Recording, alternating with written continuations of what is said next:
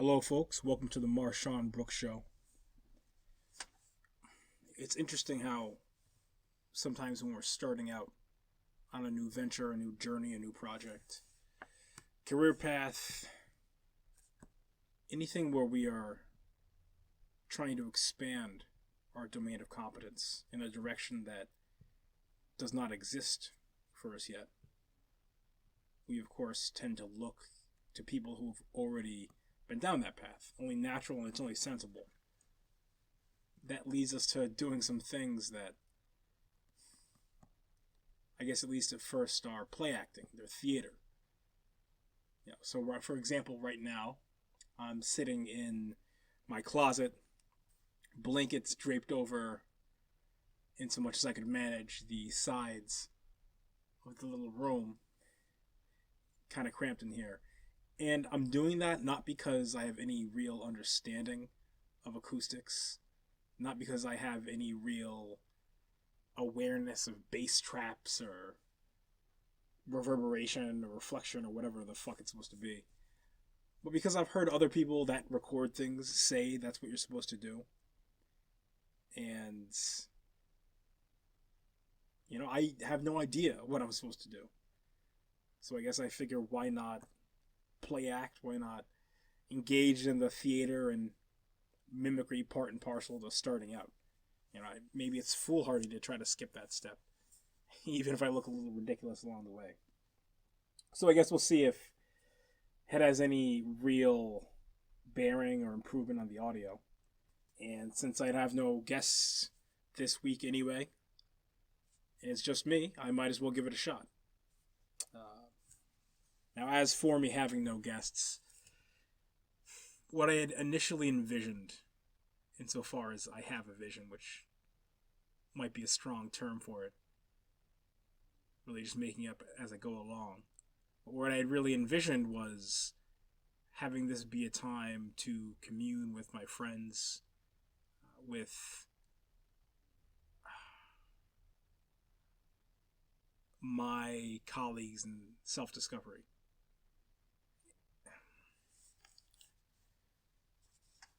I wanted this to be a time when really we just get the guys together, hash things out, and we just happen to have hit record somewhere along the way. This week, could not get any of my friends to come on for several reasons. I think number one is, everyone has jobs, and these days especially, everybody has to be this real anodyne, offenseless, neutered version of themselves just to stay employed. Especially for men, it's a time where being at all controversial means that you get fired. And no matter how harmless what you say is, or how true, somebody somewhere could take offense to it. And when you have people possessed by ideologies that categorize speech as violence and interpret people of certain groups being offended as an actual harm exacted upon them, perpetrated upon them, well, that really leaves no recourse for anyone to say anything at all. So I think the guys are really just, you heard in the last couple episodes, most of them were pretty quiet. King O even said, I'm so nervous about being part of it, about being part of any of this. What a sad time it is to be there, man. Here we are in an age with virtually unlimited access to information. In an age when anybody has the means to stand in the virtual town square and have an impact. We live in the age of infinite leverage, where you have a bullhorn the size of the planet. You can reach anybody and everybody from the comfort of your own bedroom without ever leaving. But having risen to combat that is a set of beliefs and a value system that discourages anybody from doing so. That discourages anybody from contributing to the mind share and the zeitgeist of our time. That discourages anybody from taking risks, from speaking their mind, and really from trying to expand their sphere of consciousness. Right now I have no idea what I'm going to say next. I'm just speaking extemporaneously, and anytime you are operating on the fringe of your understanding, you're doing something you're not used to yet, anytime you're freestyling, you're bound to hit a sour note sooner or later. And that's not just part of the process. Like, it's not just something that we accept. That really is central to the beauty of the process. So that, I'm looking forward at how am I going to do something like this when I can't get anyone to come on. And then even if it's not, even let's say somehow I got them over their fear of being exposed or hashtag canceled or whatever other retarded shit. Scheduling, people are, even if they're not lazy, people are busy. So I'm going to put myself in a situation where multiple people's schedules have to align on a consistent basis in order for this to be anything at all, or anything at all to happen. And then on top of that, a lot of people have a fear of public speaking. And it's a really weird thing, because what I'm doing right now is, in one way, the antithesis and definition, all at once, of public speaking. There's nobody else here. I'm completely alone, but at the same time, I'm posting this to, or will be posting this to, a public platform where an indeterminate or undetermined number of people are going to see it. And maybe that fear of the unknown, that anxiety, is part of what's keeping my good friends from wanting to participate this time as well. And I do have some misgivings about that. Jay was the one who really hounded me about doing this for years. Who really hounded me about, hey man, why don't you, these weren't his words, but this is how I interpreted it. You're a big consumer of podcasting, a big consumer of the medium. You have knowledge of the norms, standards, and execution within that vertical. Why don't you start creating within that space? And I say, no, nobody wants to listen, blah, blah, blah. All the normal objections. And then I start finally doing it, and the guy has all these excuses and reasons, and, I can't come because of this, or I can't come because of that, or, we don't want to record every time we hang out. All right, fair enough. And I don't want to be angry at the kid.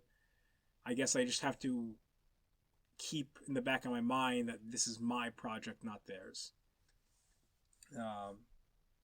Although it does seem somewhat ironic that someone would spend so much time and energy suggesting that I do this and even agree to help out. And I don't even help out in any material way. I just need you to be in the room. Just get in the room. Don't worry about what you're going to say. I'll make you interesting. That's the job of the host. That's Barry Farber, right? Making people talk. Assume the burden of the conversation. That's what the host does. But again, we are where we are. There's no reason to carry any resentment about it. Just another challenge to overcome. And so I'm sitting here trying to figure out, given this state of affairs, and given the obstacles that I am being presented with at the moment, and extrapolating to other ones that I might come up against as I try to pursue and continue this, how do I build something, taking those into account, working with reality instead of trying to struggle and strain against it. All right. So I was sitting at my car at work the other day, and it was becoming clear that at least for now, I wasn't going to get the guys back on. And just thinking, if that was the case, then maybe doing this show was just never going to work. Now, I am currently reading a book called The Process by Seth Godin. And I really, really, really like Seth Godin's ability to lateralize, taking principles from all schools of thought, from history, from marketing, from economics, and really loop them in to a set of philosophies and principles that I haven't heard before. A lot of times, especially within a space like that, you have maybe a few key ideas that propagate. You have people talk about 80-20 principles, SEO, search engine optimization, and aggregation of marginal gains. People will bandy about these same few principles and ideas and just reiterate them ad infinitum. I don't want to say ad nauseum because they are important, but after a while you have to think, well, I want something fresh. And that guy, man, always takes a new angle, always surprises me with the twists and turns that his talks take, that his writing takes. And I think he's a really great example for aspiring creators out there. Myself, maybe most of all.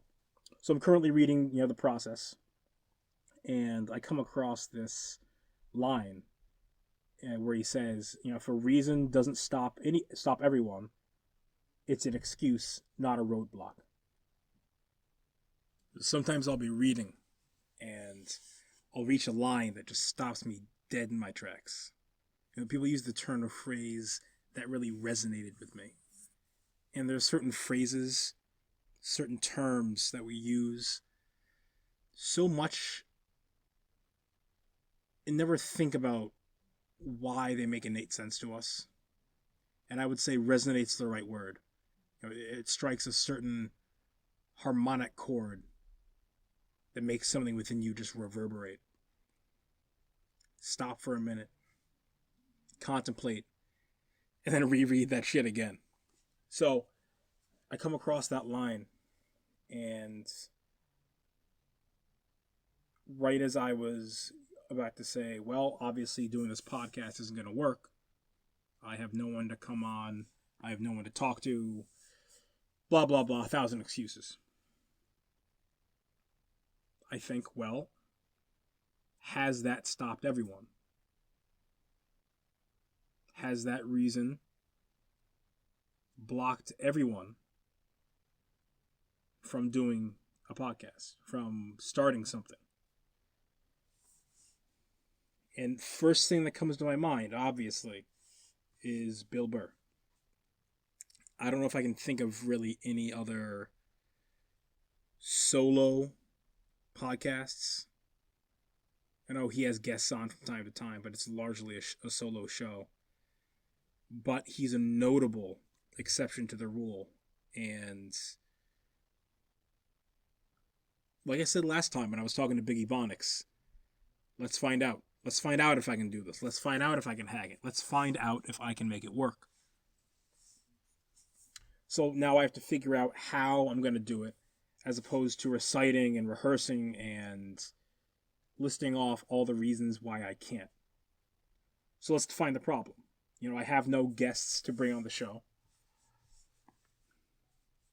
Though the great irony is that if I had some notoriety, if I had some audience even, then they'd be clamoring to come on the show. They'd be asking me, hey, Marshawn, when are you going to do a next episode? But that's not the world we live in right now, so you got to solve for reality, not for fantasy. So I have no guests because I have no audience. I have no audience because I have no episodes. And I can't make episodes if I have no guests. That was my initial take on the situation, my initial read on the present state of affairs. So what does Bill Burr do? Bill Burr is a comedian with a lifetime, decades of experience in the entertainment industry, who has, even within his own space, in a space typified by people with improvisational ability and the ability to think laterally under high pressure and high speed situations. He's uncommonly I don't want to say gifted. He's uncommonly skilled in both of those arenas, even in an arena where people are skilled at those things. But time and repetition, I think, give you that. So maybe I give it time and repetition. And maybe I do that too. Or maybe I build some sort of audience, connect with, Kevin Kelly, 1,000 True Fans, and then I can get the boys on. And they're not so hesitant, and they don't worry so much about what may or may not come to pass. So the real roadblock, or at least hurdle, I think it's kind of clear, or it's kind of unclear which one is which until you've already jumped over it in hindsight. But the real challenge is in the absence of someone to talk to, in the absence of a guest. It's just me sitting alone in my closet. What do I engage with? What is the sensory stimulus to which I am responding? What is the cue that sends me off on whatever tangent or discussional thread, conversational thread? If there's no conversation, it's just a monologue. And I'm not sure what Bill Burr engages with. I don't know. I know he Googles stuff a lot. Like, he'll just kind of be talking and then he'll have a question and then try to answer that question, kind of thinking out loud. I know in the early days of Joe Rogan's podcast, he did almost all of them with Brian Redband. I almost said Brian Callen. Almost all of them with Brian Redband before that whole thing went sideways. And they had used Ustream. I have no idea if Ustream still exists. And he was already famous at the time. Like, he already had some notoriety coming off of Fear Factor when he started that platform. So he had a couple hundred, I don't know, was it like 140 or whatever watching the first episode live. I don't have that. So doing any sort of live chat where I respond to people's questions in real time, that's, at least for now, that's not something I can do. I guess I could look things up, kind of Bill Burr style, and then just respond to them. But then the question becomes where?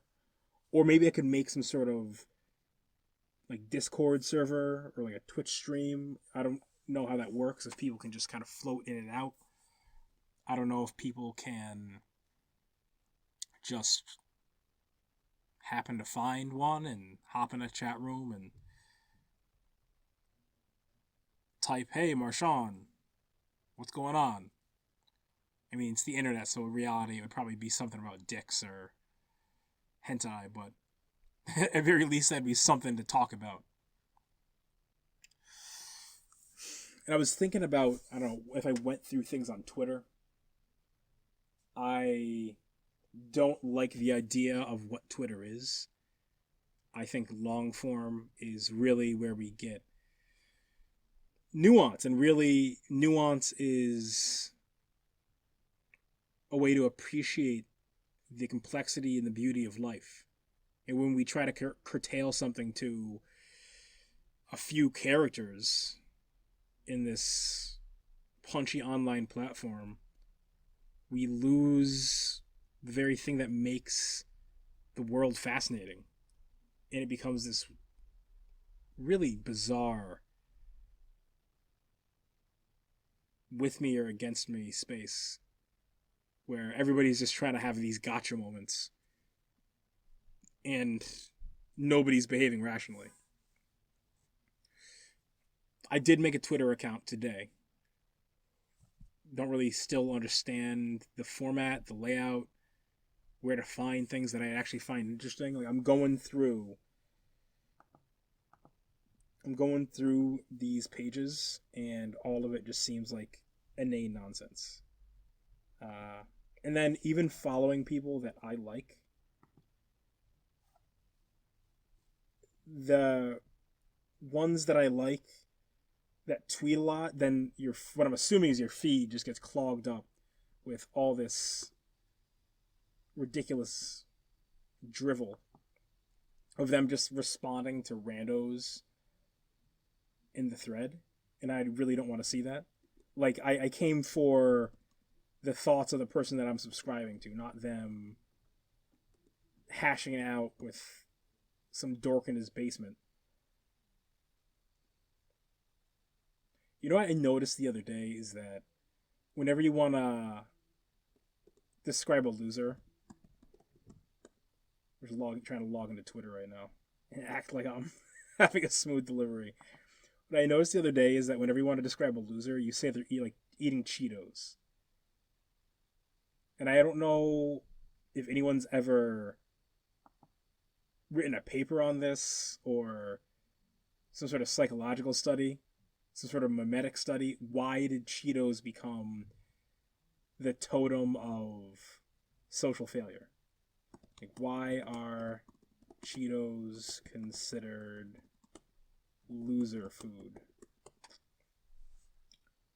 Why you can't stop eating Cheetos? Why is there such social stigma attached to Cheetos? Alright, I guess I could look at that. We're trying Bill Burr's idea right now. I think it has something to do with the way they stain your fingers orange. Maybe. I mean, I guess. Picture of an unshaven man. No. Maybe it is the mess. Like, it just looks slovenly. Like, a Pop-Tart is a lot more calorie dense. Like, if you just ate a whole box of them. But they leave crumbs behind. You just wipe off the table into the trash can. If you're feeling orderly, at least. But they don't leave you stained and discolored. Like some sort of troll man from under a bridge. Yeah, here we go, right up there with the mother's basement comments. Yeah, I have no idea what I was talking about. So yeah, I'm going through Twitter, and dude, and half of it is COVID stuff, and I'm so fucking sick of hearing about COVID-19. I mean, I understand it's something we're all going through right now, but not even like that's exactly why there's a lot of places that I don't want, because we're all going through it. We all know. It's like an exaggerated version of the guy at the company picnic that, trying to make small talk, just says, "Oh, it's a hot one today." Yeah, guy, I fucking know. I know it's a hot one. I'm standing in the hot one. We're all experiencing what you're experiencing. This does not pass for conversation or make us friends. And I already have a disdain for small talk in general. Like, I get that to a certain extent we have to establish the premise of what kind of interaction it's going to be between us, and maybe it's hard to just launch into two strangers meet, one of them says, "That's why I haven't spoken to my father in 10 years." And there's a long pause. And we start divulging deep, dark secrets to each other. But, like, is small talk really the solution there? I can't think of anyone that really likes it. And yet there are so many situations in which we're expected to do it. You go to a company thing and everybody's just sitting there with their arms awkwardly folded. None of us really like each other. If we were outside of work, we'd never interact. Why can't we just wait till this thing starts, get through it, and go on our separate ways? We don't have to try to get to know each other. There's nothing to do with conducting business. Whatever, man. So going through Twitter. And see, a lot of this is just not interesting to me.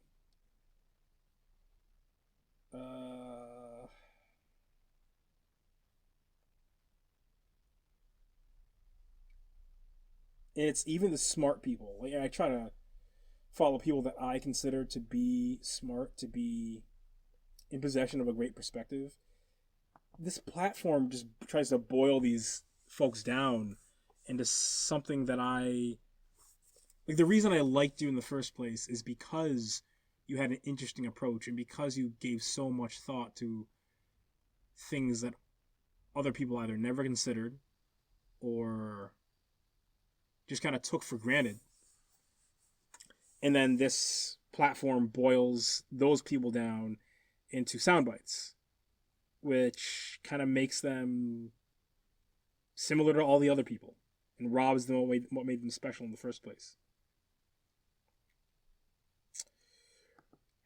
I don't know. So anyway, I'm trying to hash out still what the format here is going to be. Really trying to establish a process and a practice for getting the ball rolling. I really... What was his name? Starts with an M. Not my name. See, I went to go think of a name that starts with M. I can only think of mine. Manson. Yeah, Mark Manson had an article once called "Why the Best Things in Life Are All Backwards." And I think that was a really great way to put it. And I've been thinking about that a lot lately. The inclination is to start after you're ready. To write at when you have an idea. To create when you have inspiration. Start that sculpture when you already have it, sketched out, and it's just a matter of the details and niceties. It's becoming abundantly clear to me in life, though, that the way you get ready is by starting. But our instinct is that we have to start after we're ready. That we have to get ready in order to start. Taking a drink of water. But the best things in life really are all backwards. You think about the feeling you get when you drag yourself into the gym. You step on the mat, that big guy that we all hate rolling with walks in the door, and you have that mixture of feelings between fuck yeah, let's rumble, and oh dude, can't we just I'm dominating today, can't we just not do this? The strong and the weak voices inside of you battling it out because you both do and don't want to fight this guy right now.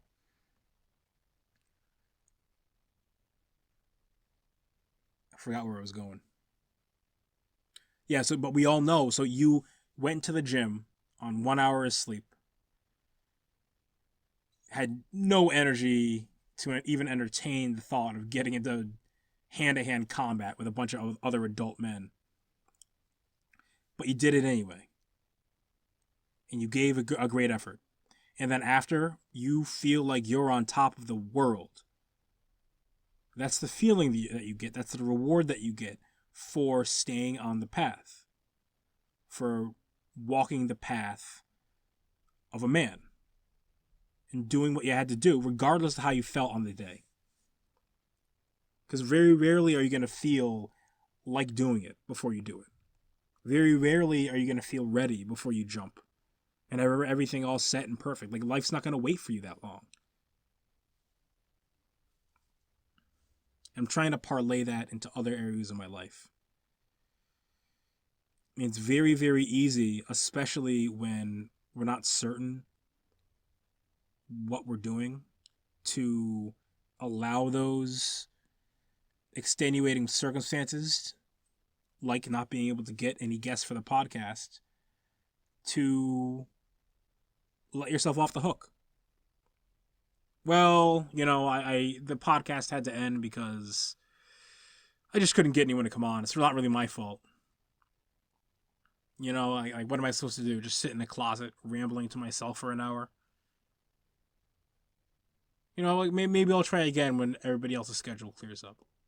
Yeah, put it on them. Don't put it on you. Does anybody really ever get anywhere like that? Like, what would my life look like? What would your life look like if you really did the things that you know you're supposed to do? If you really did what you know you could do to get where you say you want to go. And we say we want things. We say I want to be a black belt in BJJ. We say I want to weigh this much. I want to have this much money in my bank account. I want to fuck bitches. But how many of us are really willing, as evidenced by our actions, to put in the work needed to get there? To step through the portal of the unforgiving and to do things backwards. Because in order to get that great feeling after jiu-jitsu class, we had to tangle with that fucking gorilla and get tossed by our neck into the wall 6 times. Then, after that bell rings, then we shake hands and we feel great. But before, we felt like shit. And we did it anyway. We want to have, 6+ figures in our bank account. But when it comes time to not buy that PS5, even though we really want it, not that I do, but it seems to be popular these days, even though we really want it, and we have to kind of suck it up and say, well, man, gonna have to let this one pass on the way to something bigger. We go through that shit-eating suckiness, and at the end of that rainbow of dog shit is there that pot of gold. And we want to fuck bitches. Before you fuck bitches, you gotta talk to bitches. And talking to strange people, cold approaching strange people on the street is weird. And there's a million reasons not to do it. But man, how bad do you really want it? So I wanna be creating something. I wanna foster that magician energy. That book, King, Warrior, Magician, Lover. I think that warrior energy is the one that comes most naturally to me. The things about discipline and work, setting goals and achieving them, or in a more literal sense, being involved in combat sports, interested in the development of one's physicality. That's one of the ones that comes more naturally to me. What about the magician, man? That's what this one's about. About creating, about finding new cognitive technologies and leveraging parts of myself that bring new forms into being. Where nothingness once was, now is somethingness. Fostering the ability to give rise to something that didn't exist before. And doing that on a consistent basis. Am I really spitting fire in the booth right now? Am I really breaking new ground? I don't really think so. But showing up, man. People, you hear it, people say it all the time. 90% of it's just showing up. And that's all well and great to say. The more and more and more I try, and the more and more I do, And the more and more I just show up, the more I realize through action, through actual experience in my life, rather than just reading it and having it be this inert knowledge trapped in my brain, the more I realize that's true, man. And that's true on a deep level. The number one, I used to work in sales. The number one predictor of how many sales you're going to make is how many sales calls you make, or let's say you work in an in-person setting, how many doors you knock on, how many customers you approach. Yeah, that's the number one thing that people don't want to do. Myself included, man, it was uncomfortable. It was weird. And people have all sorts of negative connotations surrounding sales. Even, sometimes especially salespeople.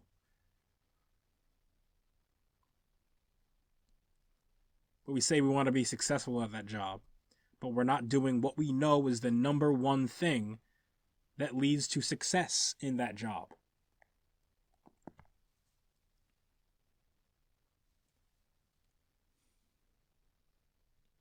And the best things in life are backwards, right? Because in order to get that sale, we had to show up. Not just show up to work, the physical building, but show up to the practice of walking over and saying, hey, you want black or gray? And dealing with whatever happens.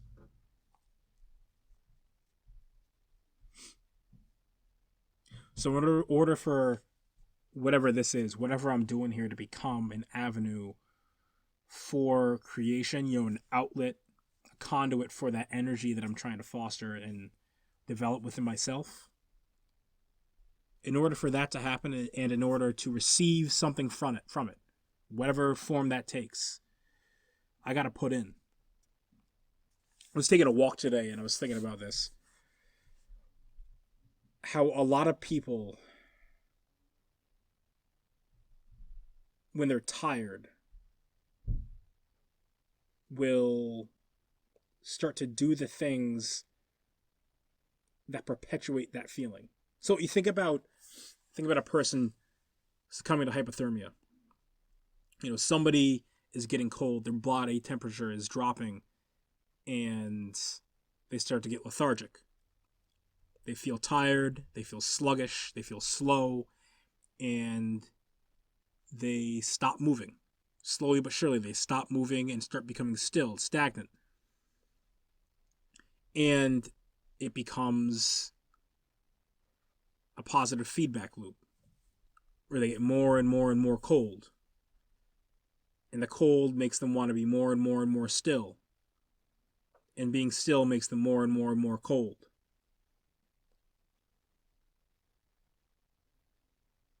That instinct that we feel to stop moving because I'm cold, I'm tired, is exactly the opposite of what we need to be doing if you want to change things. You see, in that situation, the right thing to do is to say, nah, fuck that, and start jogging around the football field. Start jogging around the building, doing jumping jacks, doing burpees, get that core temperature up, even though you don't want to, especially because you don't want to.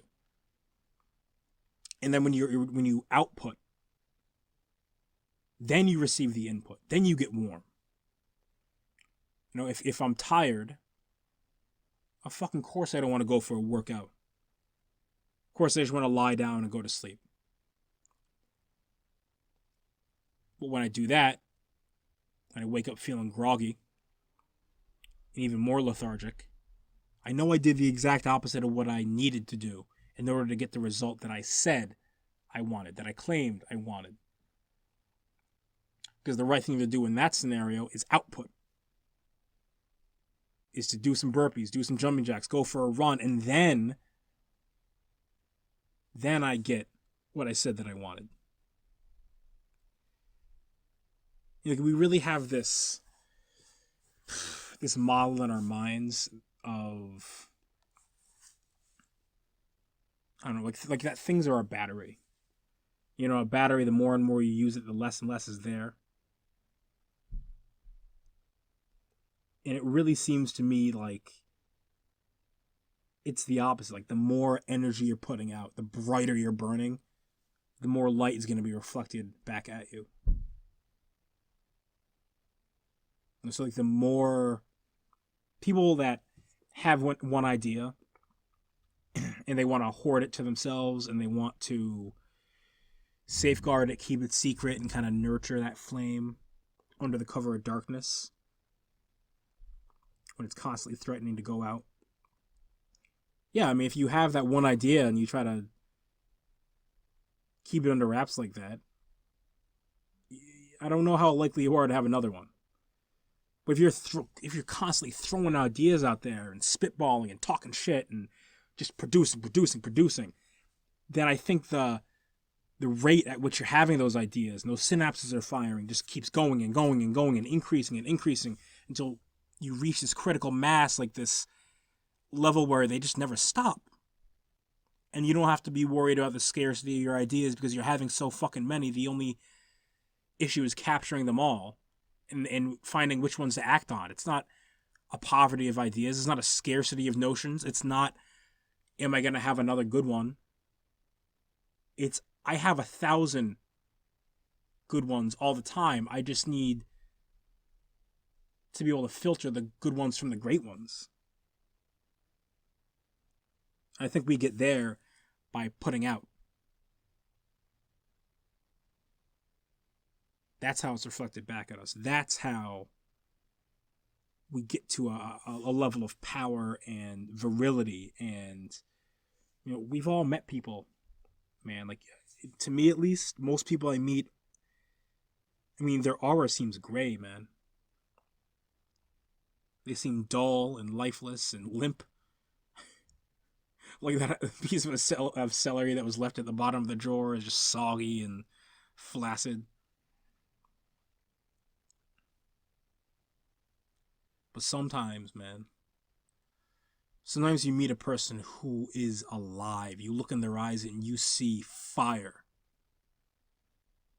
You're with them and you talk to them and things just happen. There's electricity, there's crackling in the air. Sometimes you'll meet a person and you bring that out of them. You know, they're otherwise this milquetoast, flaccid asparagus man. And you get them started. You bring up, hey, you know, you see that baseball game, and his eyes light up because you just stumble on something that he knows a fuck ton about, but he never got to talk about it. He never gets to talk about it because he works some dead-end fucking job all day and has to lie to himself and the rest of the world about who he really is because he told himself this story that he has to make ends meet for the perpetuation of some dream that was never really his, some American dream that he was told he was supposed to have. You know, he has 2.5 kids, a white picket fence, and a wife that nags him every day of the fucking week. And the only respite he gets, the only enjoyment he gets is watching the baseball game, memorizing statistics, playing in a fantasy league.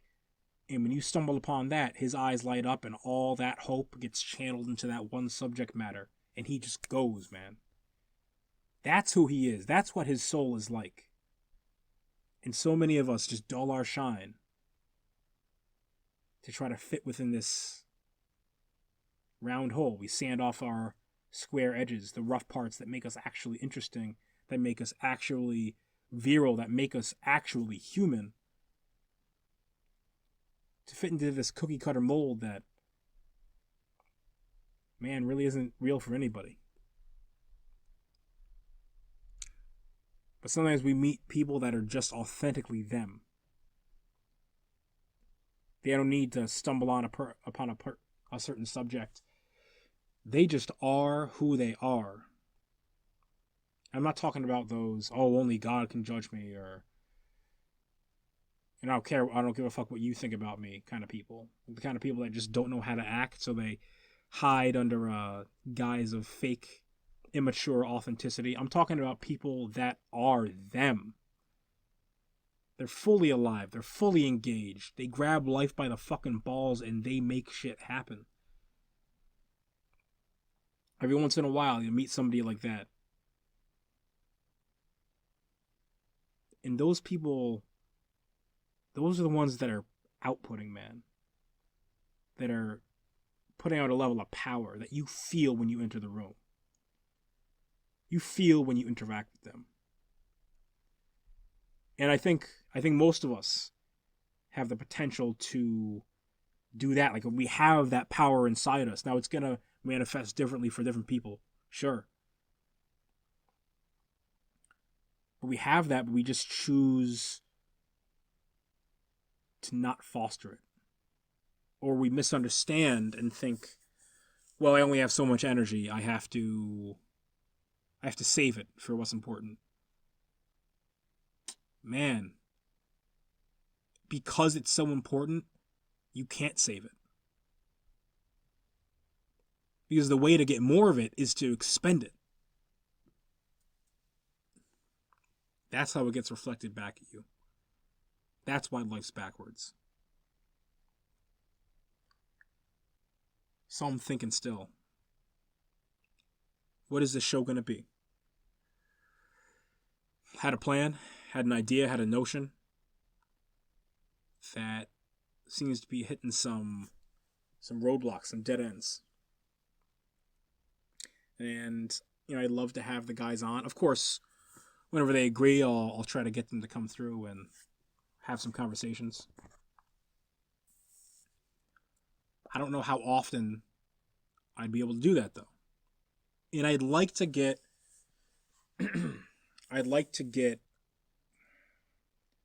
at least one of these out a week. I think 2 would be awesome. I don't know how feasible that would be. I don't know if it'd be better to do, just throwing numbers out here, like, if I were planning to do like an hour and a half every week, would it be better just to do like half an hour? 45 minutes twice a week instead? I don't know. Or does the length actually not matter? Is it really just more what's said? Because you never want to be doing something, I think it's called Goodhart's Law, when a measure becomes the goal, it ceases to be a good indicator of success or a good measure. So maybe it's more the content of the conversation or of the monologue in this case than just how long it is or the runtime. But I have thoughts, I have musings, I have ideas that kind of pop up throughout the course of the week. And maybe this could be a good avenue. Just stream of consciousness off the top, talking to myself. Nothing but me sitting in a closet surrounded by blankets. Or I could try to go the Bill Burr route. Have a spark of an idea and start to look at, try to get some answers for it live on the air and see if that's interesting to anybody. There was this, speaking of Twitter, when I went on there, they have you do that little account setup. Similar process for every social media or any place where you're following people, quote unquote. So I'm just trying to select people that I find interesting and who have kind of mind share with me. And this James Clear, because he's one of the guys that I really respect. I respect his opinion and the concise and insightful way that he puts things. And he posted, repetition unlocks value. The value of your first workout increases the more you exercise. The value of your first article increases the more you write. The value of your first conversation increases the longer you stay in the relationship. Day one continues to compound. I like that a lot. As somebody who feels like they're at the beginning in so many aspects of their life, who feels like they are on novice level in just about everything they do. It hasn't really stepped into that king energy in any part of their life. That resonates with me. You know, people talk about white belt mentality, beginner's mind, but keeping in mind the value of that first day and how that's not a static thing. That's something that gets added to every time you show up to the gym, every time you put your hands on that bar, every time you press record, every time you go approach. The value of your past efforts is not capped. It is added to every time you show up to engage with the practice. Every time you sit down and put your fingers on the keyboard.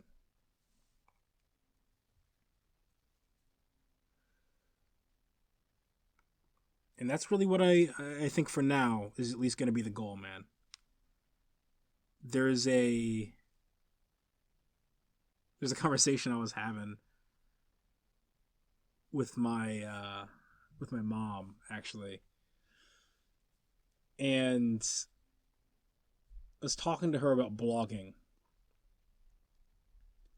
And when people go to start a blog, they worry about all sorts of search engine optimization stuff. They worry about listenership. They worry about connecting to their audience and being seen. And my first question has to be, man, how many articles have you actually written? I mean, you wanna optimize, you know, again, to go back to James Clear, you wanna optimize before you standardized. I have people ask me for fitness advice a lot. And they'll ask me a bunch of esoteric questions. What specific diet should they be using? What do you think? I had this guy the other day ask me, what do you think about SARMs? And I had to tell him, look, man,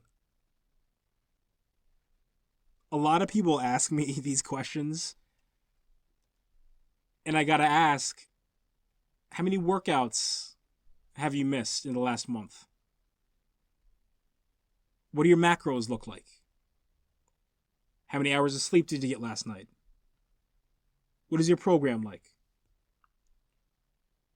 Did you show up? Have you been showing up consistently? And everybody wants a miracle, and everybody wants some secret esoteric answer, but when really, man, it's in most domains of most of our lives, we haven't even begun to tap what our potential is, and we're already ready to tap out.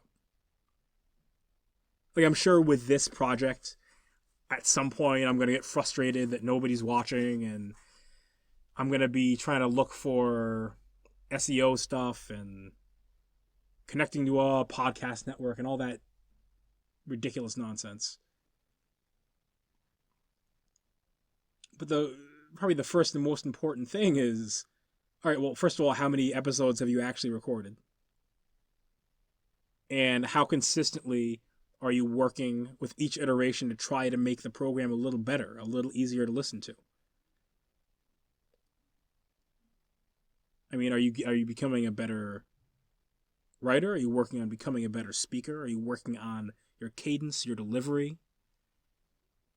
Mastering the audio, whatever the fuck that means? Or are you ready to tap out before you've even tapped your potential? And half of me saying shit on this program is just so that I can remember it myself and execute against it in my own life.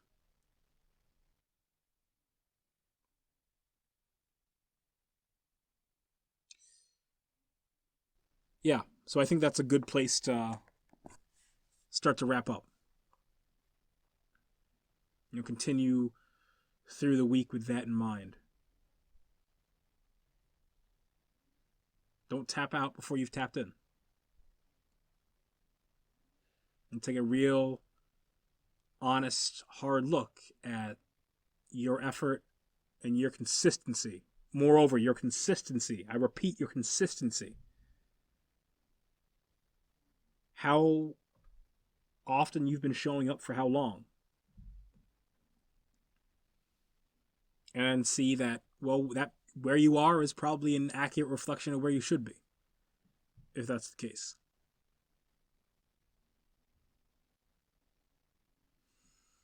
So we'll see and continue to see how this project, how this program evolves. I don't know. Maybe next week I'll have the guys back. Maybe next week it'll just be me rambling in a closet again. Time will tell. Thank you folks for listening. Have a good week, yeah?